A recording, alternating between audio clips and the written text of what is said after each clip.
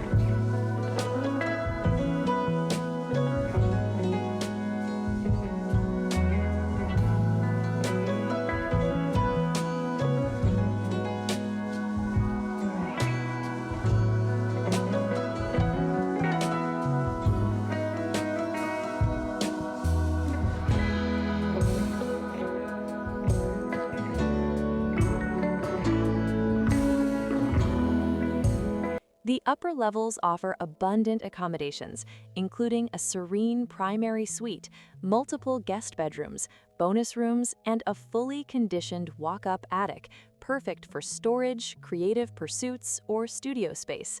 Every level reflects craftsmanship, scale, and the kind of warmth only historic homes can provide.